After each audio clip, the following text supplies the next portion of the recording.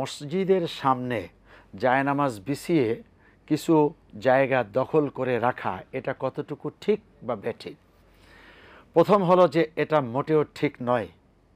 মসজিদ আল্লাহর ঘর, সকলেই সমান। আর আল্লাহ রাব্বুল আলামিনের বান্দা হিসাবে আল্লাহর কাছে সবচাইতে সম্মানী হলো তারা, ইন্না আকরামাকুম ইনদাল্লাহি আতকাকুম, নিঃসন্দেহে তোমাদের মধ্যে আল্লাহকে যারা সবচাইতে ভয় করেন আল্লাহর কাছে সবচাইতে প্রিয় হলো তারা। অতএব কোনো জায়গায় এখানে দখল করার কিছু নেই। এই কাজটি অবশ্য সম্মানী মানুষ যারা তারা করেন না। তারা চিন্তা করেন আমি যেখানে জায়গা পাবো সেখানেই বসবো, এবং এটাই উচিত। এমনটি করাও ঠিক নয় যে আসলো পরে আর চলে যাবে সামনে, তাতে অন্য মুসল্লির কষ্ট হবে। আপনি কোনো মুসল্লিকে কষ্ট দিতে পারেন না।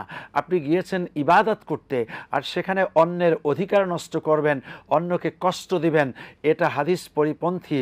আল মুসলিম ও মান সালিম আল মুসলিমুনা মিন লিসানিহি ওয়া ইয়াদিহি, মুসলমান তো তাকেই বলা হয় যার হাত থেকে, তার জবান থেকে, তার শরীর থেকে অন্য মুসলমান নিরাপদে থাকে। অতএব এই কথাটিকেও লঙ্ঘন হয়ে যায় যদি কেউ অন্যের জায়গা দখল করে অথবা তার শরীরের উপর দিয়ে হেঁটে হেঁটে আসে। আরেকটা কাজ যারা খাদেম, মুয়াজ্জিন এই সমস্ত লোকেরা করে থাকেন, এটা অতি ভক্তি যে মসজিদের সভাপতি সাহেব, সেক্রেটারি সাহেব এবং সম্মানী ব্যক্তি যারা আসবেন তারা সামনে বসবেন, তাদের জন্য যদি আগেই জায়গা না রেখে দিই তাহলে এই লোকেরা হয়তো আমাকেই একটা ধমক দিতে পারে।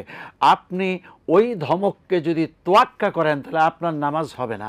আপনি খাদেম হতে পারেন, কিন্তু আপনি যদি সভাপতিকে ভয় না করে আল্লাহকে ভয় করেন তাহলে পরে আপনার ইজ্জত হতে পারে যে এই মসজিদে অন্য যত মানুষ আছে তার চেয়েও বেশি।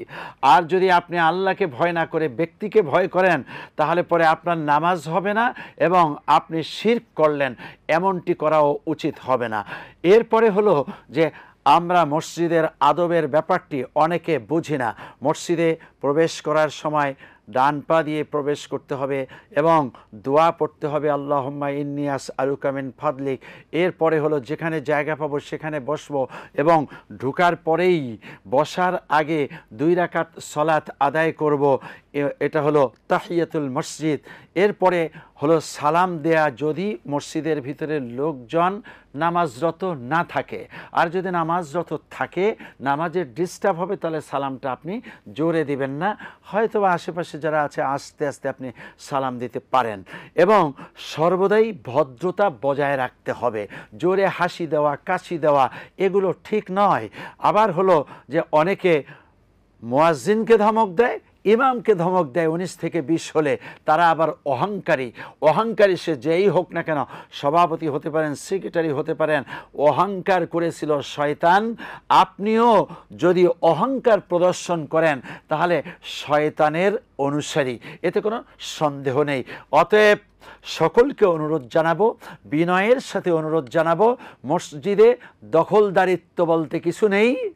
আল্লাহ যেখানে আপনাকে সুযোগ করে দিবেন আপনি সেখানে বসবেন। সামনে বসতে চান তাহলে আগেই আসুন, সামনে বসুন, কোনো অসুবিধার কিছু নেই। আসসালামু আলাইকুম ওয়া রাহমাতুল্লাহি ওয়া বারাকাতুহু।